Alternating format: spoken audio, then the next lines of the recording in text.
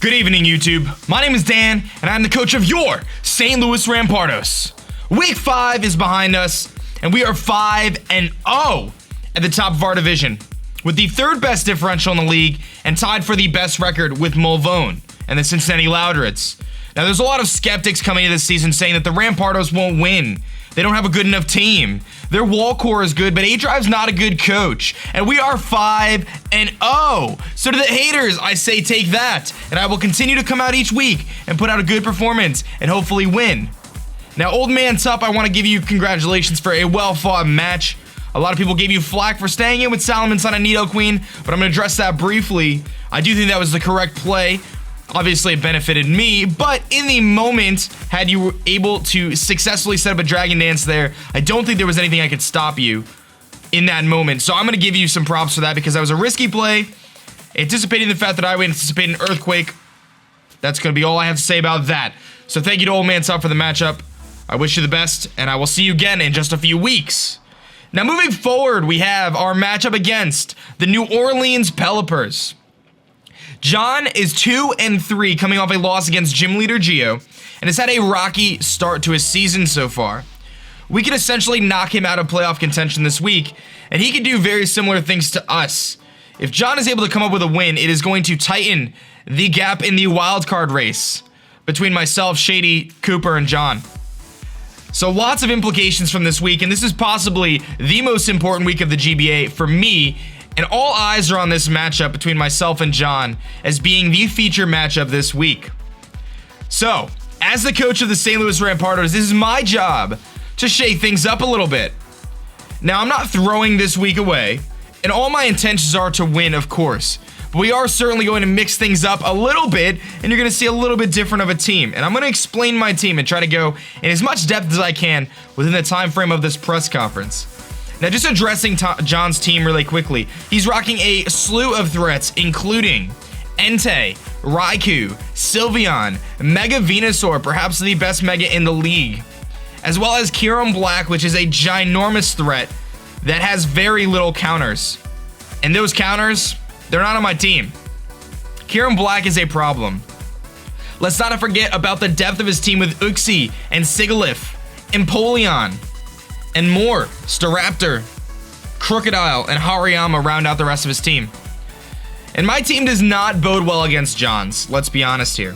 So I had to get a little bit creative this week, and I'm hoping and optimistic that the St. Louis Rampardos can pull out a victory despite the odds being stacked against us.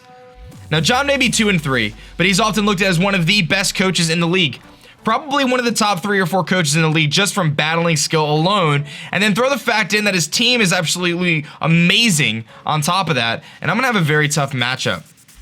Gym Leader Geo was able to pull ahead last week with some very innovative sets. And I'm hoping to do the same thing this week against John. A win this week will likely secure a playoff spot, knock John out of contention, and at least guarantee us the wild card, which is our goal to make the playoffs. So anyway, without further ado, let's jump right into our team. I'm going to be bringing a Vileplume this week for the first time ever. Vileplume was my free agent pickup. As you know, I dropped Kling Klang, and I'm going to be rocking an item that I didn't even know existed prior to this week. We're going to be bringing the Binding Band with Infestation.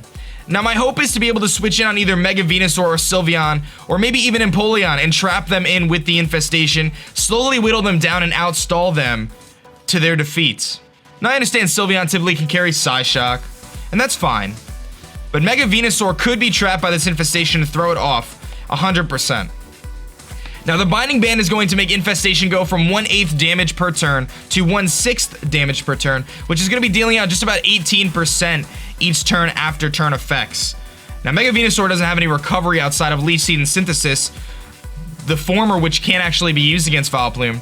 So I feel like it's a relatively decent check to Mega Venusaur. I'm curious to see how Vileplume's going to perform this week in its debut for the St. Louis Rampardos, and I decided again to mix things up and bring something a little bit unique. We'll see if it pays off. Now, our next Pokemon is going to be Archeops, 50%. Now, Archeops is the Pokemon that was laughed at when I drafted it, but it is the fastest Pokemon on my team, it has the highest attack stat on my team, and it hits incredibly hard. Not to mention, it has a pretty good matchup against Mega Venusaur, in the fact that it has a stab flying type attack, which is going to hit it super effective. But you'll notice that I'm not actually carrying a flying type attack, and that's because Archeops is lacking in that department, carrying only acrobatics or sky attack in terms of viability, and I felt that running a Choice Scarf would be more useful to be able to outpace things like Raikou and potentially a Choice Scarf Staraptor on his end. So I'm going to be rocking U-Turn, Knockoff, Earthquake, and Stone Edge, running max attack and max speed with a Jolly Nature to make sure I outspeed Staraptor without any problems if it is Choice Scarfed.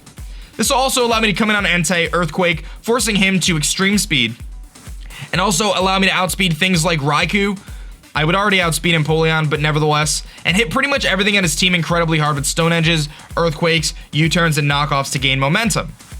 Now, I feel that momentum is going to be very crucial in this match, so you're going to see me running 2 U-Turners and 1 Volt Switcher this week.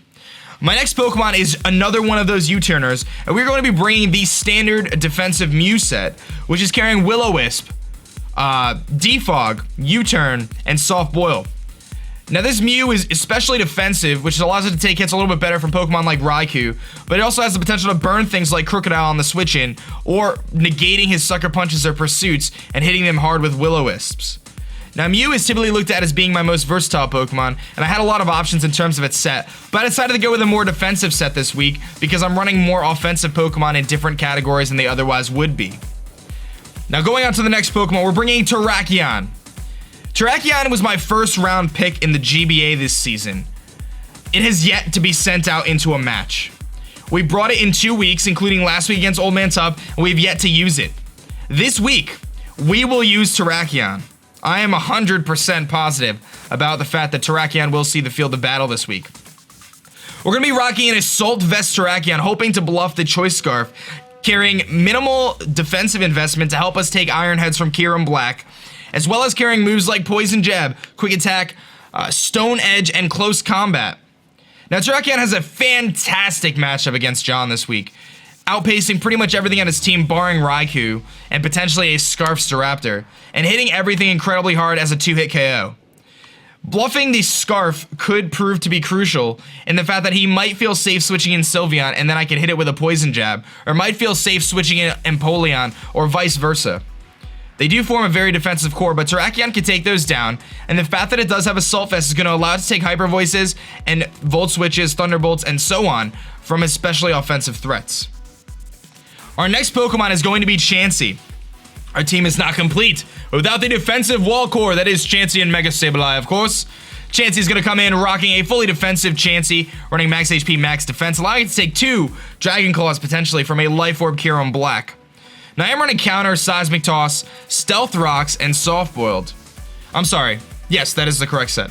I decided not to run Toxic this week. I switched out Stealth Rocks at the last moment instead of Toxic, for the hope that I can get some residual damage or switch in entry damage on Pokemon like Entei if he brings them Kyurem Black and Staraptor. Now, I do want to have an opportunity to force him to defog with Empoleon if he brings it, and that is why the Stealth Rocks are there. Keeping offensive momentum is going to be crucial, and if I want to have any chance of winning this match, I'm going to have to bring the offensive momentum. Precisely why I'm bringing 2 Volt Switchers and a U-Turner. But who is the Volt Switcher, you may ask? Our last Pokemon is not Mega Sableye, but rather Rotom Wash. Now we're running a fully defensive Rotom Wash this week, carrying Hydro Pump, Volt Switch, and Dual Screens Reflect and Light Screen. Now Reflect is going to be able to allow us to take hits better from Kyurem Black and all of his physical attackers, and obviously Light Screen is going to help us from the special side of things. Rotom Wash, if it's able to set up those screens, is going to give us 8 valuable turns of a chance for us to gain momentum. I don't anticipate him bringing too much status. He might bring hazards with Empoleon with Stealth Rocks, but that's fine. The threat of Mega Sableye is far too high for him to not prepare for it, which leads me to believe that Sylveon will be coming into this match. Mega Venusaur will also be entering the match. Raikou will likely enter the match. Empoleon, I would say, would be his 4th. I could definitely see Black Kyurem as his 5th. And his 6th, Staraptor? Entei? I don't think he'll bring Hariyama, but we'll see. This is going to be a very intense week, and I'm sure all of the critics are going to be off the chain on my throat if the Rampardos do not come up with a victory. But I felt that innovation, uniqueness, and taking a chance was worth it for this week. We're sitting at a comfortable 5-0, and I don't want to lose. I want to go undefeated. But keep in mind, that in order to go undefeated, I don't believe I'll be able to do it every single week with Chansey Mega Sableye. My team is very predictable, so this week I am bringing the unprediction. I am making it unpredictable for my opponents. We'll see what happens. Please give this video a thumbs up rating if you did enjoy it. Of course, I wish the best to John in his matchup against me this week. This has been the coach of the St. Louis Rampardos. My name is aDrive, and I'll catch you guys later. Peace.